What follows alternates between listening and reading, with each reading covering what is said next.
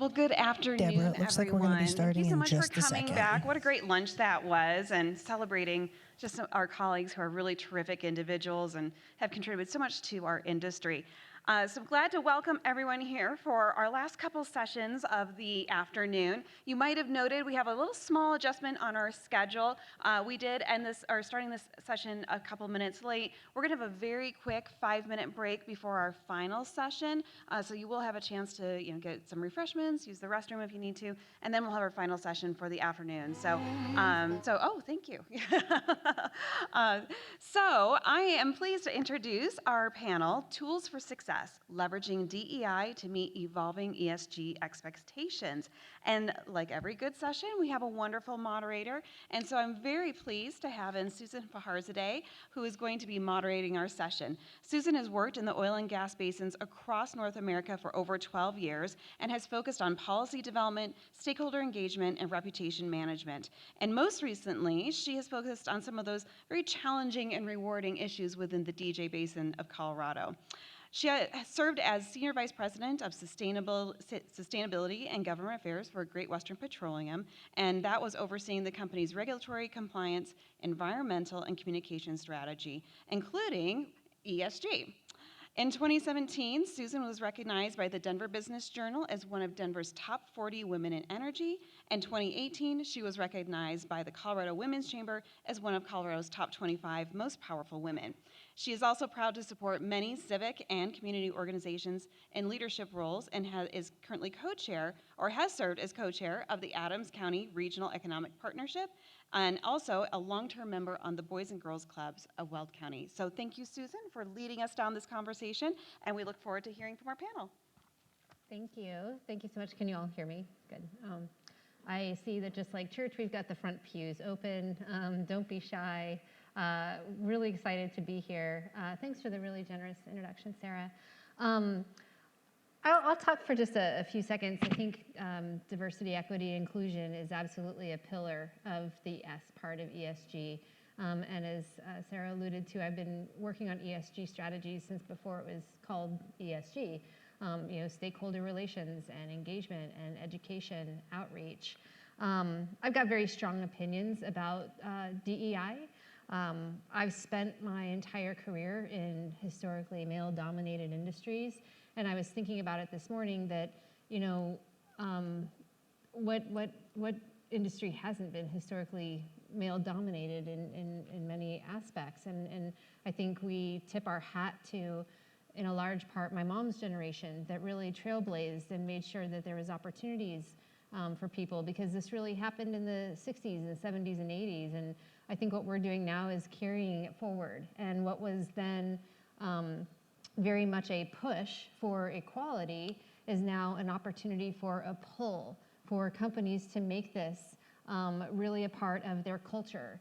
And I think to some of the Jimisms that we were talking about over lunch, for those of you who have worked like I have, had the great opportunity to work with Jim Cole for a lot of years, and he talks about the energy cold. When we get an energy cold, the poryet energy pneumonia, and I was thinking about that when it relates to DEI.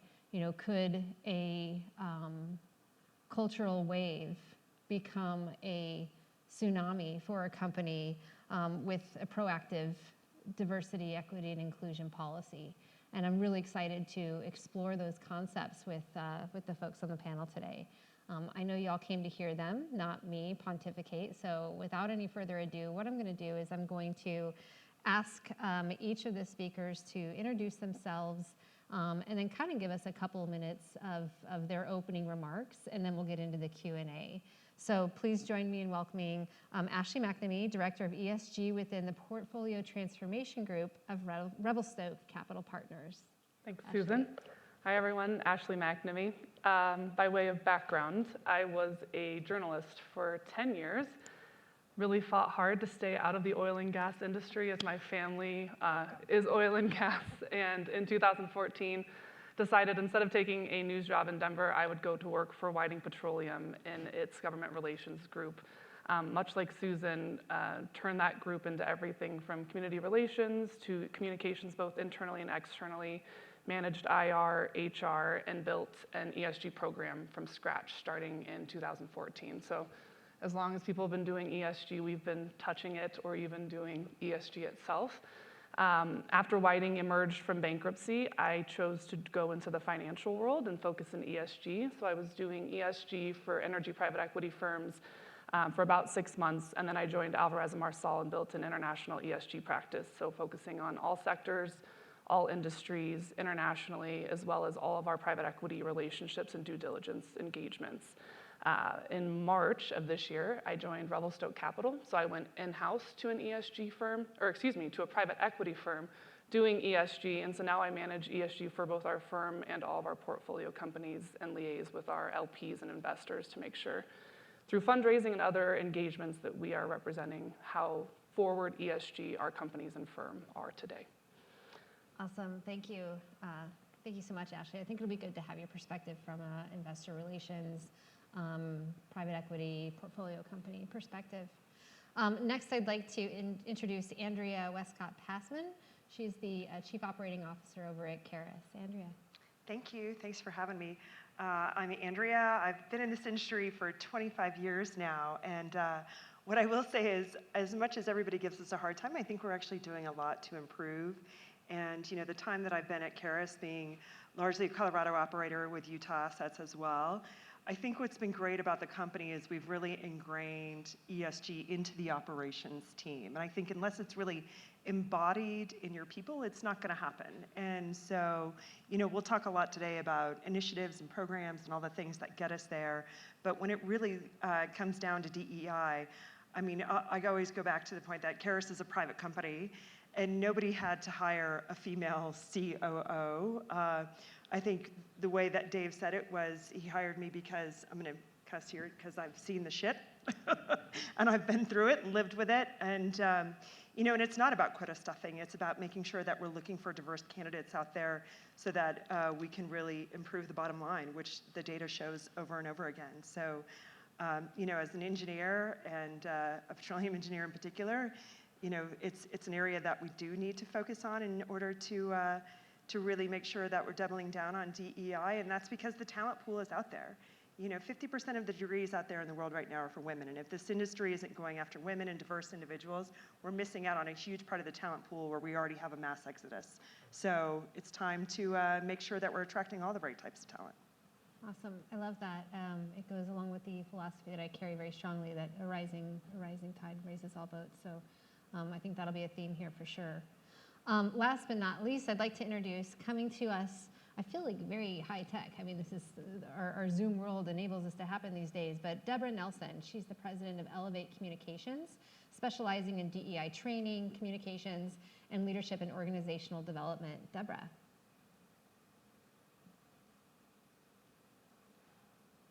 Oh, pause, Deborah, we can't hear you, hang on. No. Oh, you just popped in. Okay, go ahead. To share this topic. I hope you can hear me. We can. Very well. And I'm delighted that we all have a common interest in supporting diversity, equity, and inclusion, or ESG, in the industry. As mentioned, I'm Deborah Nelson, president of Elevate Communications. We are a professional development and communication services company. We perform in a number of sectors, including energy, technology, automotive, higher education, and financial services, to name a few. We do this by providing training, consulting, and coaching to our clients. Our mission is to help individuals and organizations achieve their highest aspirations. And we are fortunate that we work with so many organizations who are eager to advance diversity, equity, and inclusion within their organization. Prior to founding Elevate, I was a corporate employee for more than 30 years, leading and establishing diversity, equity, and inclusion programs from industry sectors that included automotive, education, and media. I'm a former journalist, by the way. So I'm very happy to join you all today. Thank you, Deborah. I think that there are cards on your tables. You're welcome to drop a question in. What we're going to do is just have sort of a dialogue We're going to wrap up near the end with sort of a quick fire speed round, but we invite any questions from the audience. So if you have a question, jot it down and wave it in the air and we'll get it up here. Deborah, I think I'd like to kick off with you, and I've got a question because of your experience with working with a lot of different industries. Any industry has a continuum of companies who are at different places on their journey. For those that are beginners in ESG, and especially their implementation of a diversity, equity, and inclusion program, what are some important takeaways for leaders to understand, and who are the potential partners they can work with to start this journey? Well, let's consider first that there is a preponderance of evidence to support the business case for diversity, equity, and inclusion in organizations. Companies that embrace diversity and equity and inclusion and who have higher gender diversity executive teams outperform their peers on profitability by 21%. That's according to the Harvard Business Review. Companies that employ an equal amount of men and women earn up to 41% higher revenue than those who don't. And then I have to say that racially diverse organizations are 35% more likely to outperform their peer organizations. Now, that's not to exclude what happens inside organizations: improved morale, productivity, engagement, and faster innovation. Those are the facts. What I would say to organizations, no matter where they are on their diversity and inclusion journey, the journey of 1,000 miles begins with the first step, right? The first step. And I think that in many respects, the first step is to recognize that DE&I is not a nice thing to do. It's a business imperative. You know, no longer can it sit by the sidelines and be thought of as, well, maybe we'll do it. Maybe we'll get around to it. Our stakeholders are critically looking at us today around this space. So the important thing is to do something. And just know that Rome wasn't built in a day, and it will take us some time to achieve the goals and objectives that we wish to achieve. So around doing something, I say that leadership or executives in organizations should start the conversation. Start there. And if those of you who are already engaged around diversity, equity conversations, then keep talking, because that's important to create more comfort and deepen understanding in organizations around what it means, specifically what it means for your respective organization. So at the leadership level, I'm encouraging conversations. And then as a second step, I'm inviting organizations to just assess what they are doing and how they are currently performing around practices related to ESL or diversity, equity, and inclusion. Just where do you stand? Because we have to have a baseline, a start point to understand what we're working towards. And this assessment will give us a clue about where we can proceed around improvements or changes or innovations even, assessing where you are. I suggest also that, you know, as part of this conversation, you're also benchmarking other organizations in your industry and in the business community generally, just to have a sense of what is occurring around this space. Benchmarking in other organizations can give you some guidelines around what you might want to pursue in your own organization. From this data and from this research that is largely internal, you can begin the path of developing your own plan, your strategic objectives around diversity, equity, and inclusion. And I would say to the oil and gas industry, you have the opportunity to create your own narrative at this moment. And so how you want to perform is up for you to say, up to you to decide, rather than some arbitrary measures that may be out there. That's the beauty of starting. And then I would say, make a point of engaging your employees. You see, if you're not talking about it, be assured that your employees are already talking about it. And Glassdoor did some research and found that over 61% of employees are looking at companies to evaluate their commitment to diversity, equity, and inclusion. So we know we're constantly in a challenge in our quest for good talent. And I say to all organizations, we do want to attract and hire the best employees. And so as we're looking at the value of diversity, consider it also as an opportunity to position your company's reputation as a place where employees want to work. And when I say to you that employees are valuing diversity, I'm not just only speaking of people who come from underrepresented populations. Critically now, we're seeing more and more prospective employees and existing employees saying that this is important to them. And then I would say, as I wrap up here, that it's important to measure and to create accountability. It's not enough to say, we're going to do this and not do it. You know, after the murder of George Floyd, and there was so much attention around racial and social injustice and inequities, many companies made declarations around diversity, equity, and inclusion. And so for some, it was the declaration that ended up being merely performative. And so our stakeholders, be they our employees, our prospective employees, even our investor community, they are looking to see what we're doing and how we are performing around this work. And finally, I would say, although if you're at the infancy stage of your diversity journey, you might form a committee of peers within your organization to do the legwork, to study and report back to the organization what could be done and how it could be done. I would encourage you not to get crippled by study by committee, because sometimes then that can be limiting around the actual work that needs to be done in the community. Most, in the company, I should say.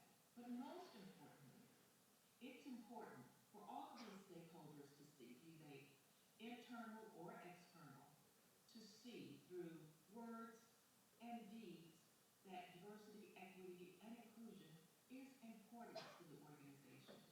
And if an organization chooses to embrace this work, then be mindful that what they do and how they show up on this topic will be critically important. Thanks, Deborah. I think you put together some really interesting. Can you hear me? Can you hear me now? Just barely. Okay. Very Well, barely. great. Well, thank you for that. We really appreciate it. I think you put some really good stats out there about the business case. I appreciated your sort of call to action about how oil and gas has an opportunity to craft or create a narrative. Those of the folks in the room who know me know that I've frequently gotten on my soapbox with regards to how domestic energy is an ethical choice. And I'm pro-fracking because I'm a feminist. And I think that these are the types of conversations we need to have the courage to have. Again, Deborah, to your point, just because you're not talking about it at a leadership level doesn't mean that your employees aren't talking about it, and doesn't mean that they're not talking about it with their neighbors. We all learned what that's like during the Proposition 112 and Senate Bill 181 days about how to talk about energy, but how do you talk about why domestic energy is important to equality, to the global marketplace. So I think there's a really exciting opportunity to build a narrative there. Let's bring it maybe home a little bit, and I'd like to direct this next question, Andrea, to you, if I may. What are some meaningful, and I think what's important here is tangible programs that companies are doing in this space, both to communicate that story externally, but also, as Deborah alluded to, engaging their employee base in a meaningful way? So I think there's a lot of programs out there, and I think a lot of the companies that are here today have those programs around interest groups and making sure that we have development programs that are for specific populations, ensuring that our HR programs are looking for diverse individuals in terms of the people that are applying. And with that, I would say don't always look in the same place, right? We have to diversify where we're looking for those people as well. But I think more important than all of those programs really is the informal programs. And I think back to a moment in my career that forever changed my career path and actually probably put me here today, besides an engineering degree and an MBA and all those good things.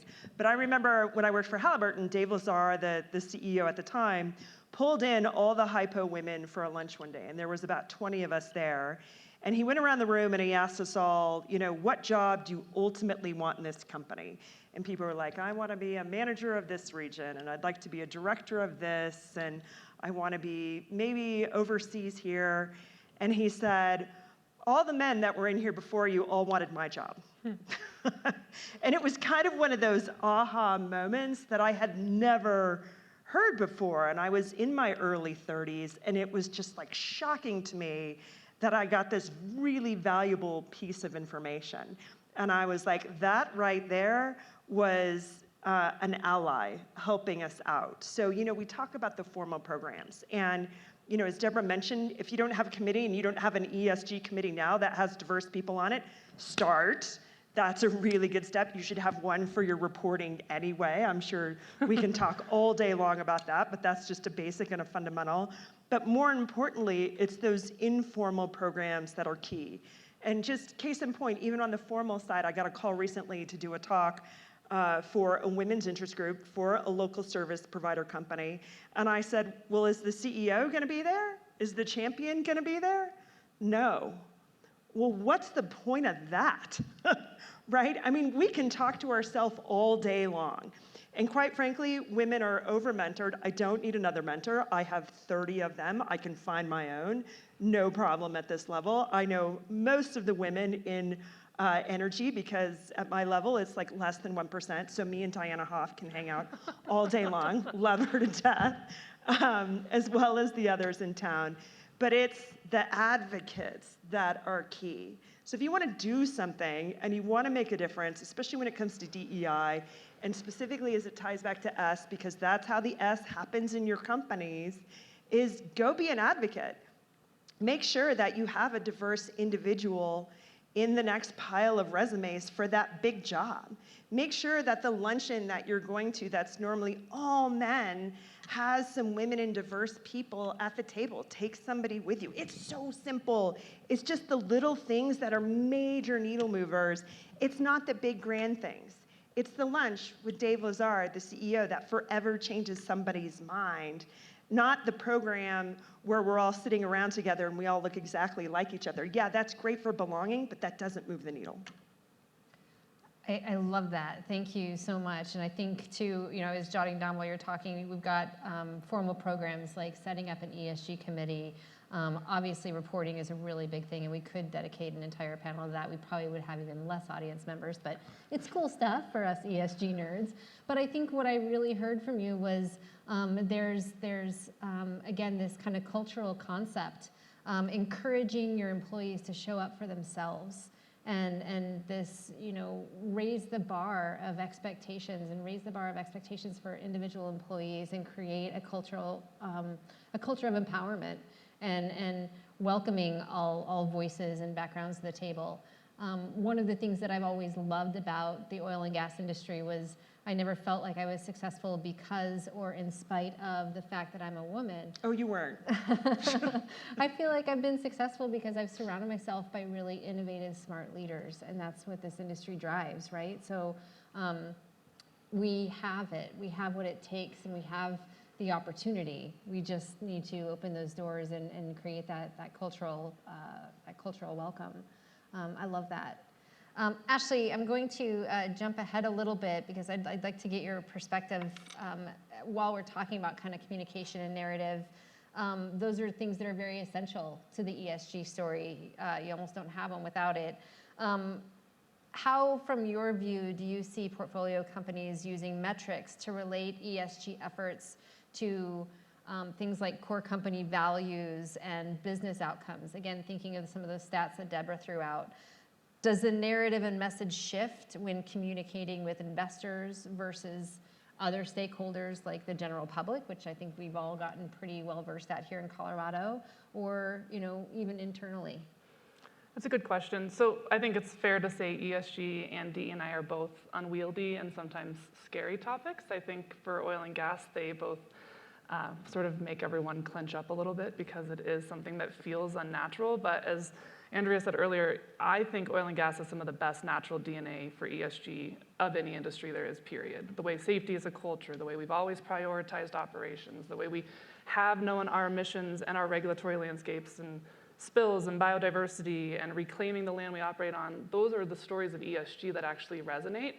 So a couple of things. I think, first of all, most companies, when you're going in and starting, don't understand which metrics do apply to them. And the best way to go about that is just to figure out what's material to them. So today I'm focused in healthcare most primarily, and for us to talk about carbon is not a material topic, but it is for oil and gas. So if you're an oil and gas company, you need to know your carbon footprint. Water, waste would be great, and then DE&I. I've probably filled out a dozen, at least, LP surveys in the last 2 to 3 months, and DE&I is on every single one of them. And more often than not, it's not even, do you have a DE&I policy? Do you support DE&I in your organizations? They want the data from your portfolio companies on DE&I.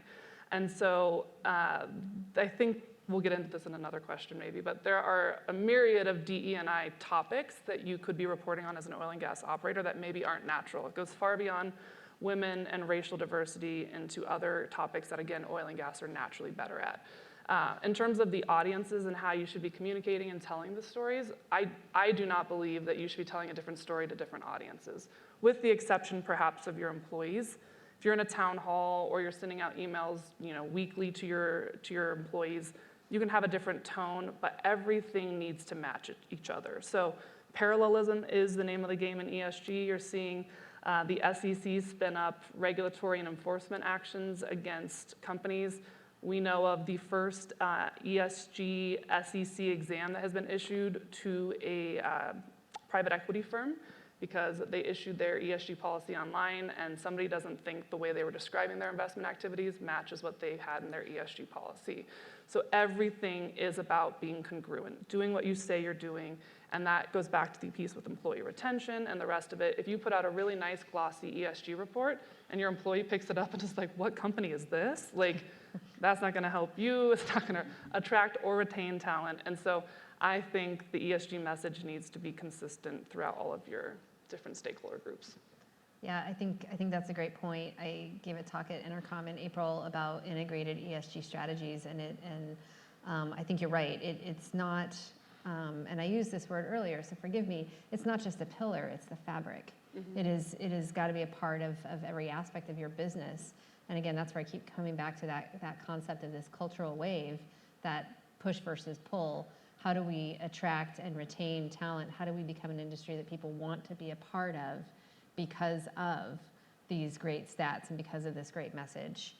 And I think something that kind of keeps bubbling up is engagement at your executive leadership level is really important. So, Deborah, I'm going to bounce back to you in Alabama real quick.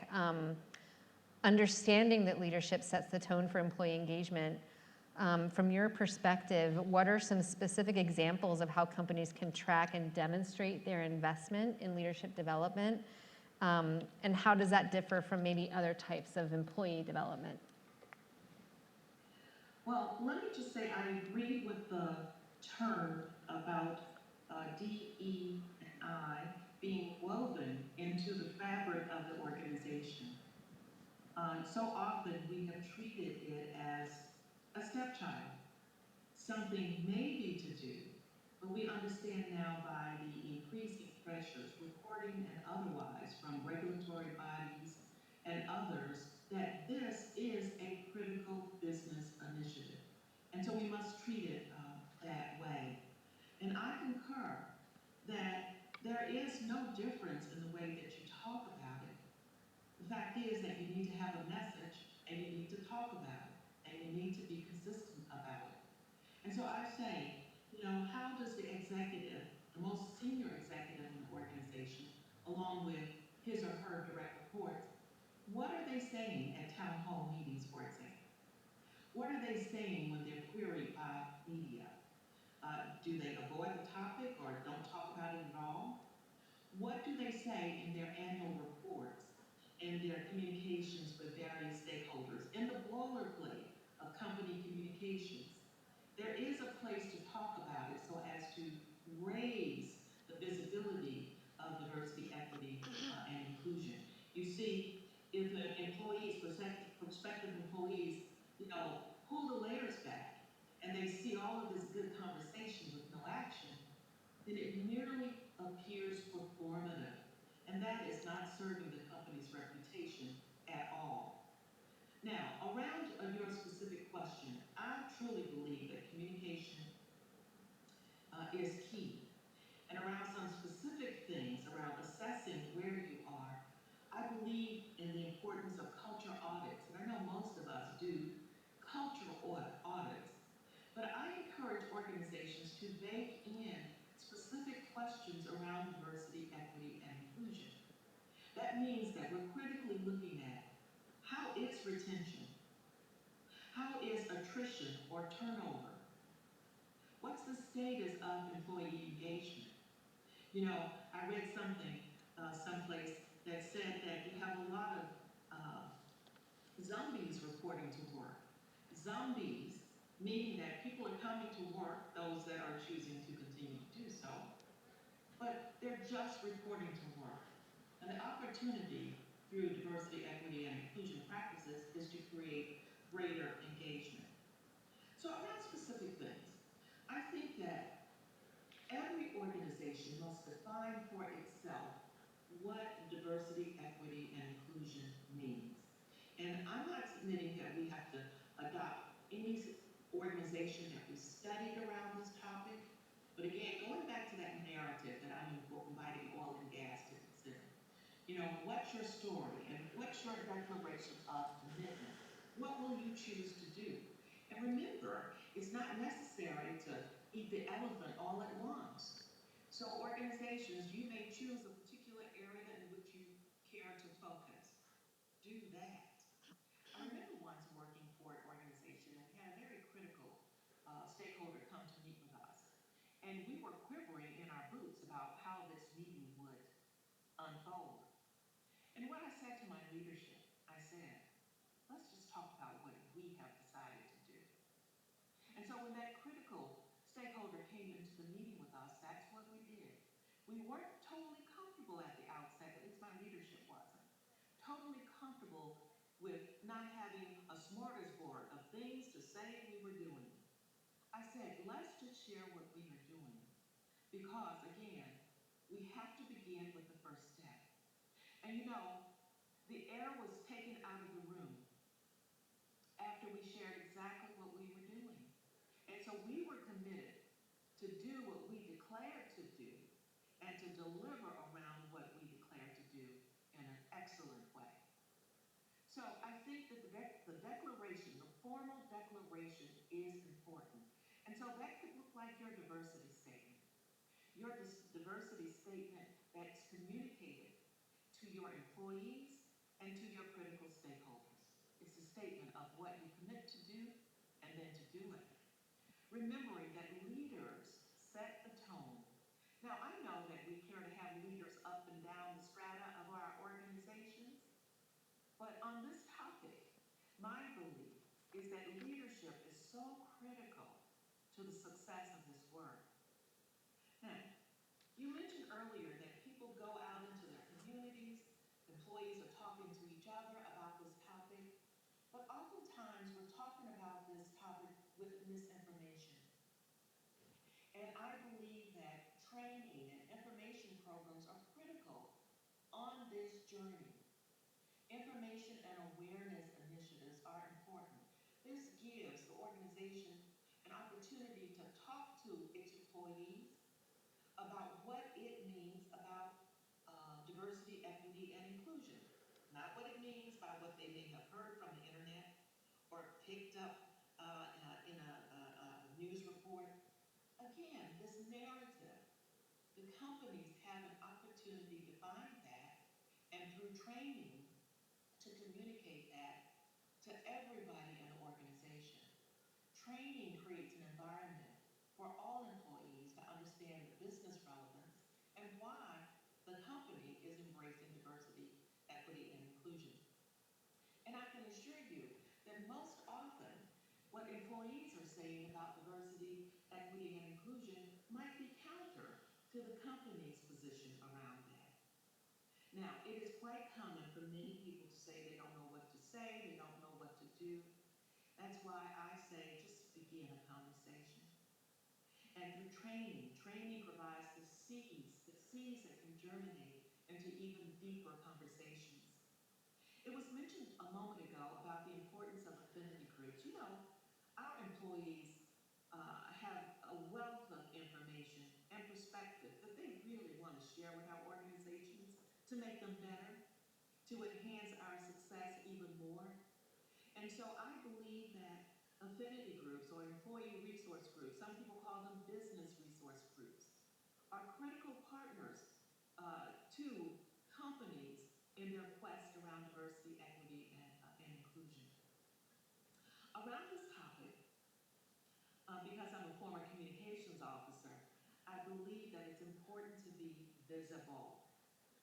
So the most senior leaders in the organization need to be visible, but I think that there are critical others that need to be brought into the conversation so that they too are visible in their support and pronouncements to all stakeholders about why this topic is important to the company.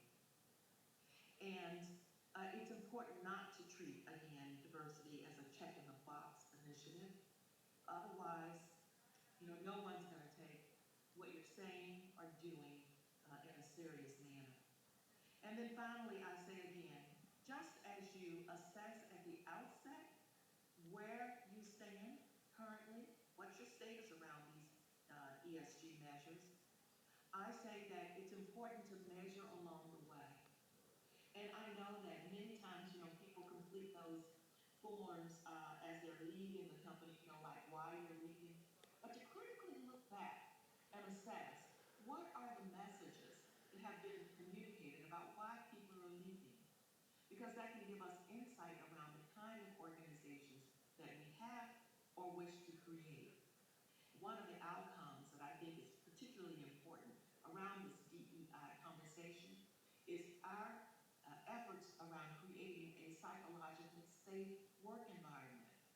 So people want to be physically safe where they work, but they also want to work in environments where they can bring their whole selves to work, where they feel that there won't be repercussions for what they say, what they do, what they believe, who they love, right? And so we ought to add to this conversation the importance of creating psychologically safe teams and work environments.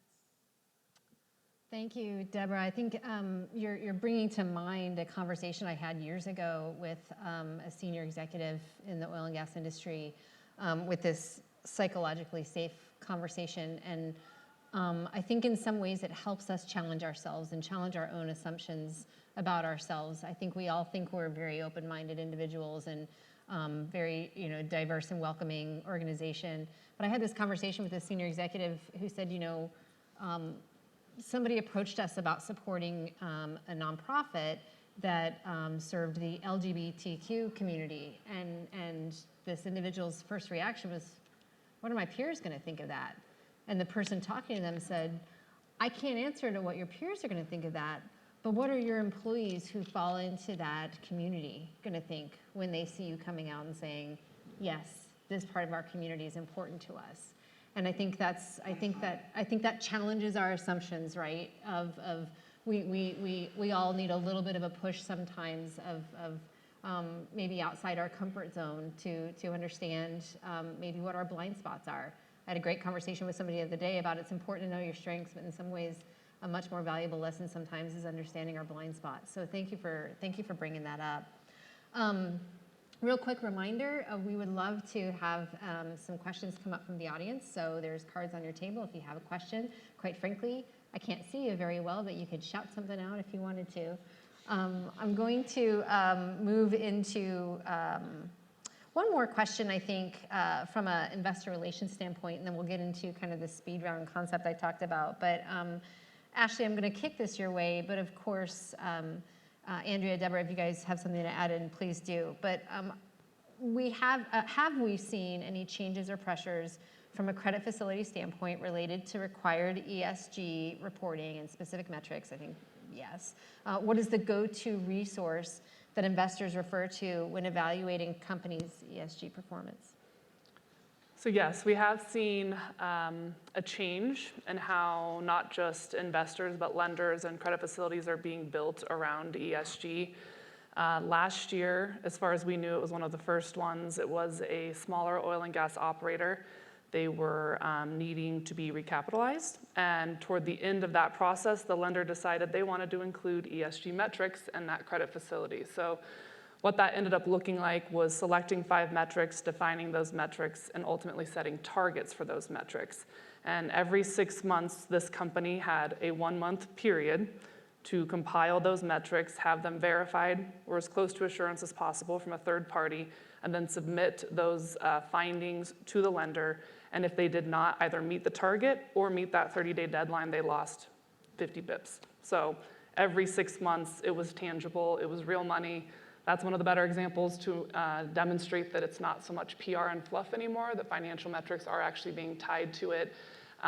This company was strong, they were good, there was no reason they shouldn't meet the targets, and of course, as their consultants, we helped them be successful. We hope to meet those targets, but the places I think that investors look, there's twofold, right? You have if you're a public company or institutional investors, they're gonna look to your board, to your CEO conversations, and to the public materials you publish as a company. So back to parallelism is what is in your investor presentation, similar to your ESG report, similar to your 10K and proxy filings. All of those have to be saying the same things.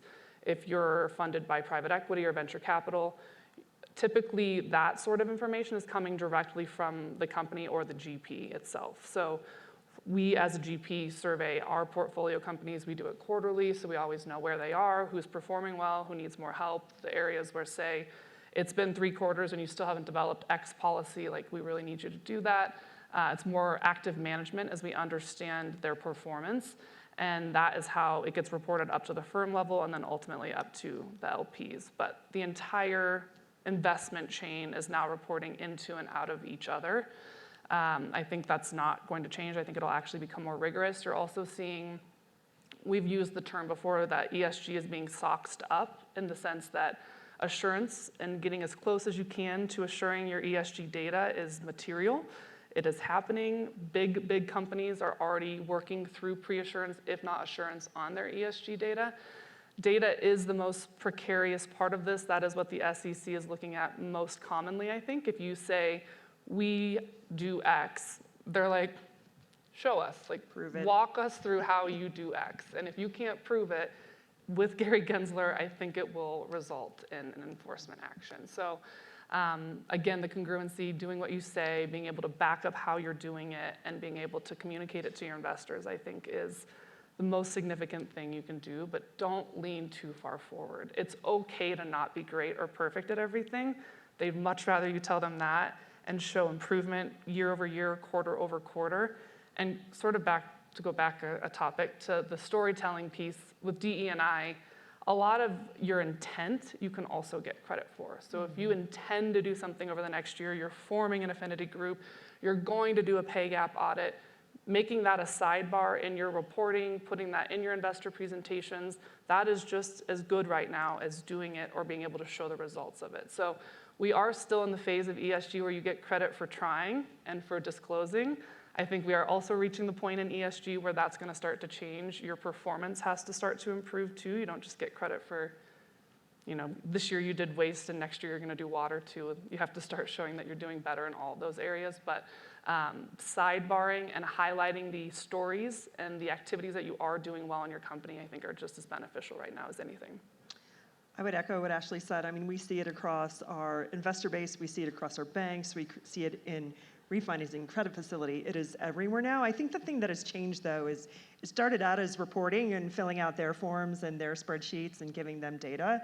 And now, really, in sort of, I would even say, like the last 8 months, it's changed to an educational conversation. And a lot of it has to do with the fact that if you're, I mean, I look at Karis, we're a Colorado and Utah operator, largely Colorado, and we are way ahead of the curve compared to a lot of other companies that we see in the portfolios of both our investors and our banks. And it's really two levels of conversation. The big banks, they get it. They're already there. The big investors, they have portfolios. They have officers already in their risk committees that are focused on this. It's our smaller players where we have an education cycle where we're actually setting what we want almost on their behalf. And within Karis, I can think of 2 meetings that have happened even within the last 2 weeks that have been the teams on the other side, one an investor, one a bank, coming in where we're really co-creating what is going to be on their side of the story, which is a great, luxurious place to be in. So if they're not reaching out to you, I would highly recommend reaching out to them, because your chance to get ahead of that and put your stamp on it for what you want it to look like is key to making this smooth and seamless. What I do worry about is the inbounds starting to overwhelm us. I mean, Karis has a little over 300 employees. You can't have 300 people working on reports out of the company just to make sure the metrics are in there. And for the most part, they're in your ESG reports, but there's always a layer deeper than that. So if you're not having those collaborative discussions now, both to teach and to be taught, you're behind the 8 ball. Start tomorrow. That's a call to action. I love what you said about teaching and creating awareness around that to start now. I think that the industry must become more forward thinking around this topic. And yes, we can share our good intent, but I would love for us to be even more proactive in preparing for the future, in much the same way as we do for everything else that we do currently to make our organizations successful. I submit there is likely to be increasing expectations, as has been said, and more pressure around reporting. I'm fortunate to have worked for large corporations in my corporate career, where I was responsible for organizing what we called the public shareholder meeting, where we disclosed our performance in diversity and inclusion. And that included, the chairman standing before our suppliers, our community stakeholders, and our employees, reporting our performance. And coupled with that, we produced a physical report that we shared with the world. Now, I understand that some organizations are sensitive about data, and so there is some reluctance about what to share and how much to share. And so again, as we're beginning these conversations, we can help drive what gets out into the world, rather than, I would say, being caught flat-footed and suddenly having to report. But I think that reportage should be ongoing.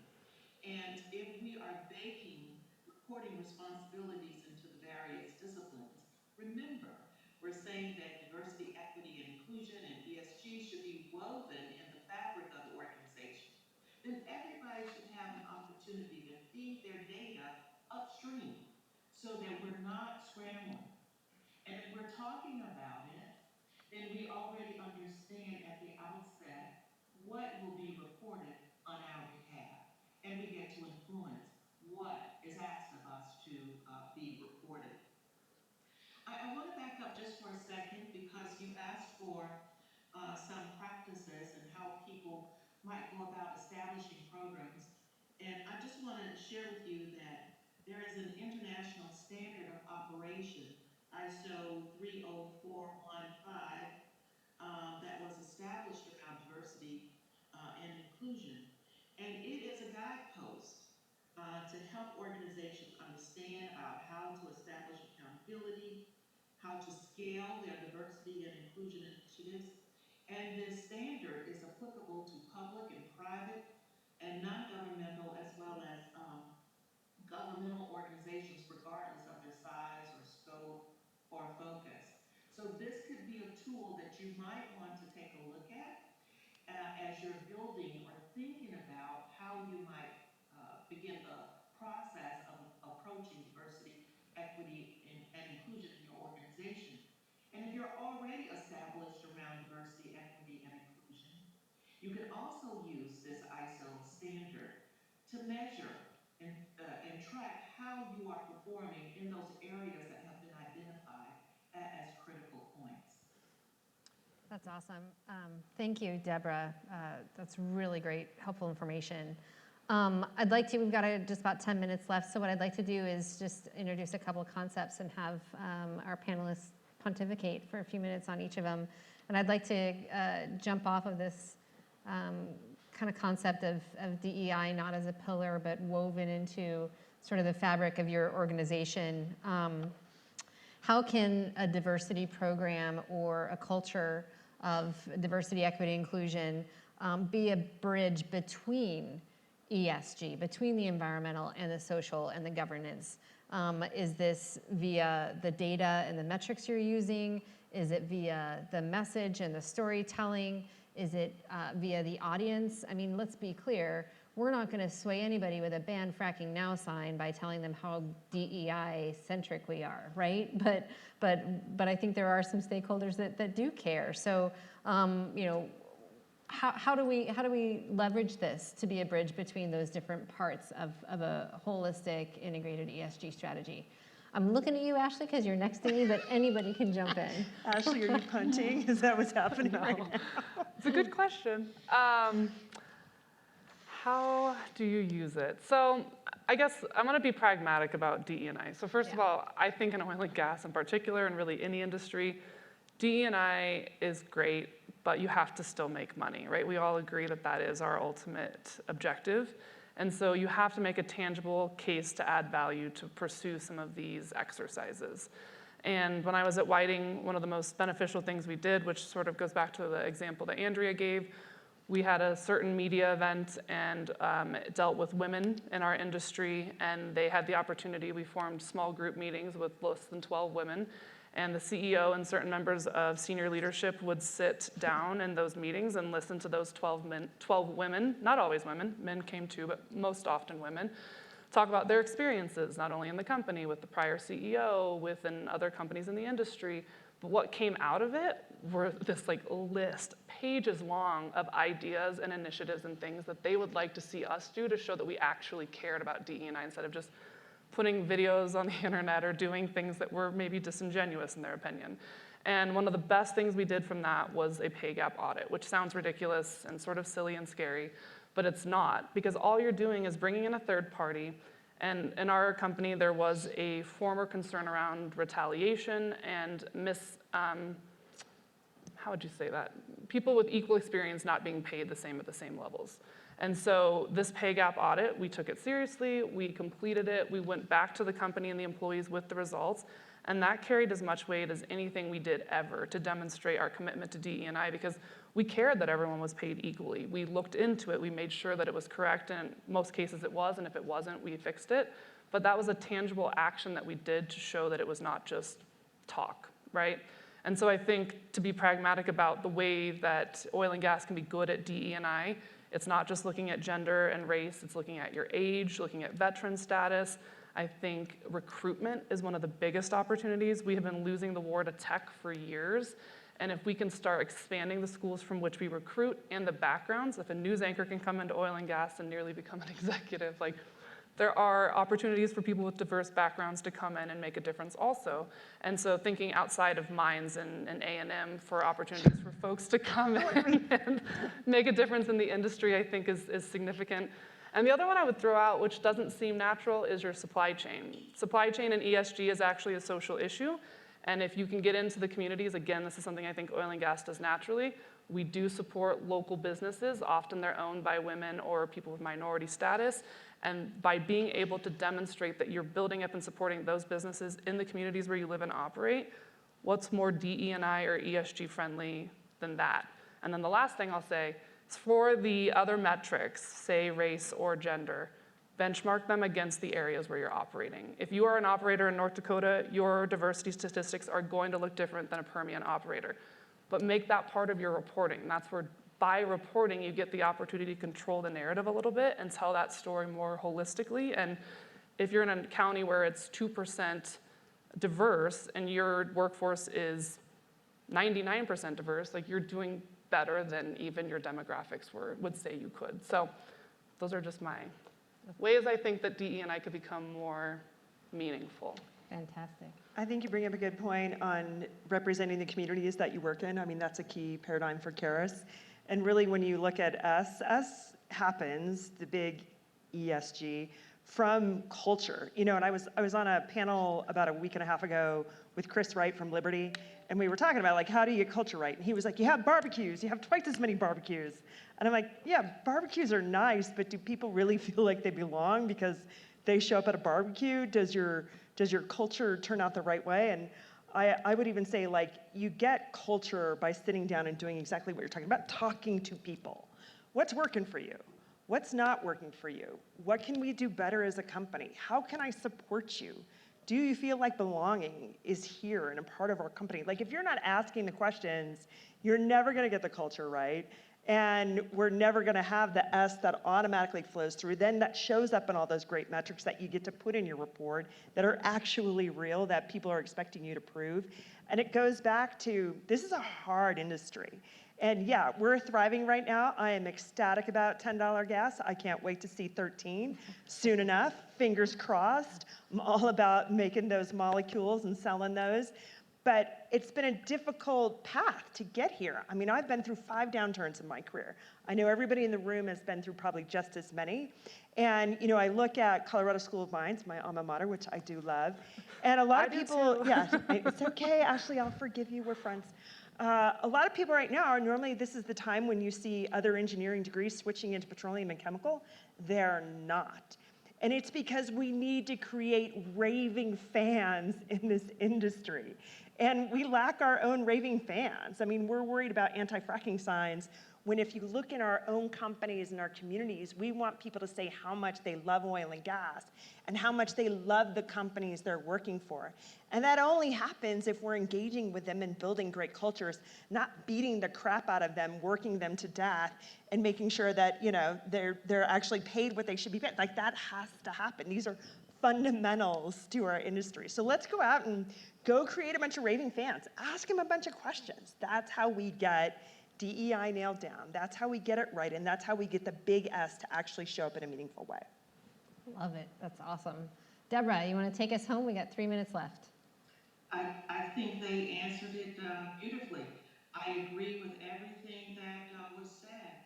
I think that one of the things that we do need to focus more on is mindset and helping people understand what we mean and what could be derived from embracing diversity, equity, and inclusion. And that piece will take time.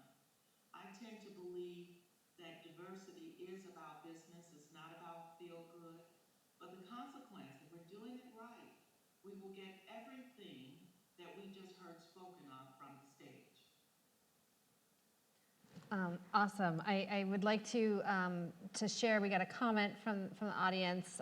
For what it's worth, for oil and gas, I found it helpful / useful to look at the AXPC reporting metrics, FYI. So anybody who's starting to explore this journey, that's out there. I guess most importantly, what I want to do is we'll probably wrap up at this point. I want to say thank you, obviously, to our esteemed panelists. Thank you, Ashley. Thank you, Andrea. Thank you, Deborah. Please join me in a round of applause for them. Thank you, Ashley. Thank you, Deborah. I think as we talk about, you know, weaving this into the fabric of your culture and really embracing this, it's all about the conversation. And I would encourage you, if you aren't connected with myself or any of these ladies in a professional aspect via LinkedIn or some other way, please do. I just tossed that out there. But let's keep the conversation going. I think this is how it gets started. It's exciting. There's a lot of opportunity, and most importantly, thank you for showing up and being part of this conversation with us today. So, thank you. Well, thank you, Susan, for moderating that conversation. There were so many great takeaways that are so relevant because many of us are working on this internally in our own organizations right now. So lots of great takeaways from this panel. So as promised, we are going to keep our break very short right now, and we're going to start our next panel at 3:30. That is our energy diversity panel. That's going to close out our day, and of course, our networking reception that's going to start at 4:30. So go ahead and take a quick 5-minute break. We're going to switch the stage out, and we'll be coming back in just a few minutes.